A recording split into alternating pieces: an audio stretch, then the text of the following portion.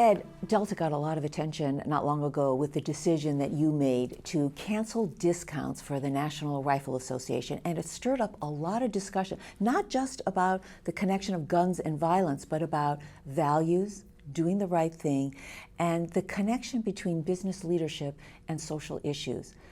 Were you thinking about those issues when you made this decision? What was your thinking?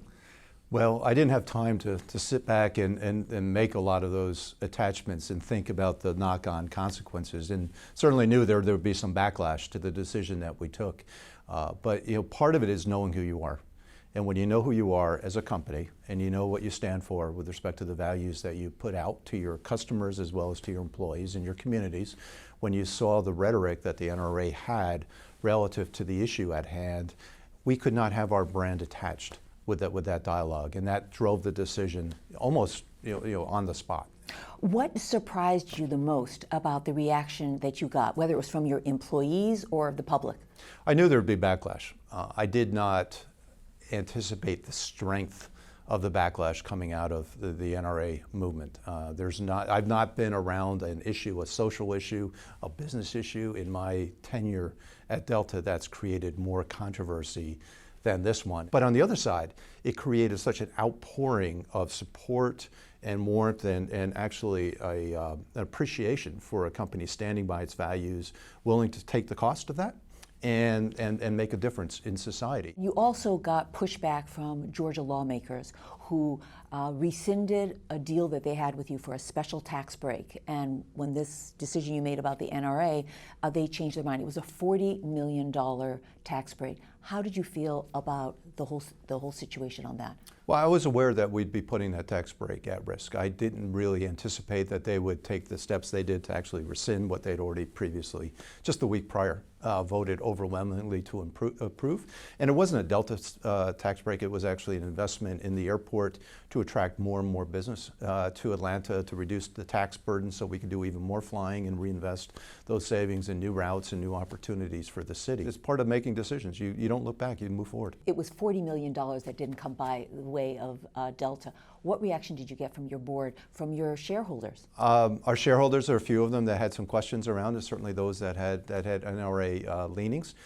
But it's just like with our customers, just like with our employees, we explained why we made the decision. And once we came out and explained the background and the basis for that decision making, the commentary was positive. So you've had some time to think about it. Mm-hmm. Anything you would have done differently? Not really.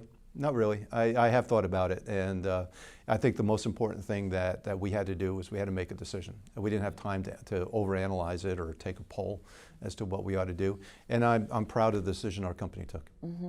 You said at the time, our values are not for sale, and that Delta was going to go reviewing other politically sensitive relationships and decide whether to keep those groups or not. Did you make any changes? We have made some changes. There's some divisive groups that also had received modest discounts for group travel, and we have ended some of those relationships. As you went through that review process to find out, what you were going to do with those groups or not, was there a core, crucial question that you asked as a result of this whole experience that you went through?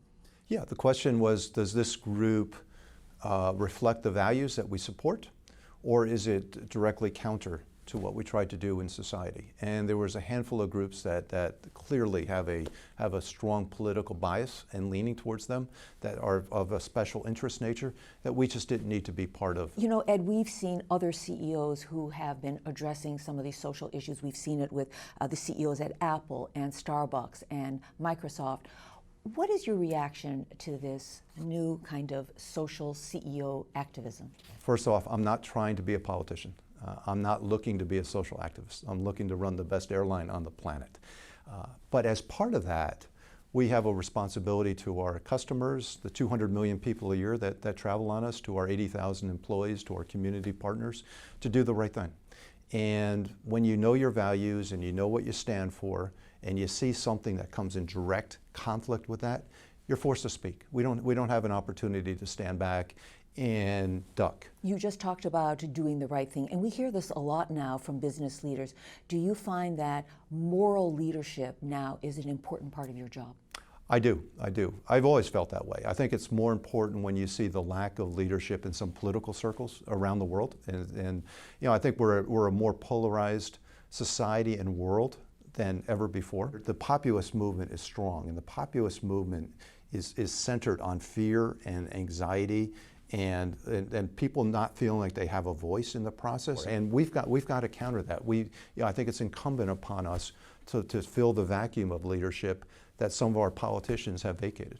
Mm-hmm. For years, for decades, business leaders were very reluctant to talk about these very issues that you just mentioned. But it seems now that there's this expectation, whether it's from your employees or from the public, that they want CEOs to step up and take a position on these things. How do you feel about sharing your opinions on some of these issues that have nothing to do with the airline business? Well, it's a bit uncomfortable because you're right. We've been trained over the years to avoid being in the spotlight, not to have our name attached to social challenge, because when you speak out on matters this, you're going to create negativity. There's people that are going to disagree with you no matter what side of an issue that you come across. How do you decide what you're going to take a stand on? I really know the heartbeat of our company, I believe.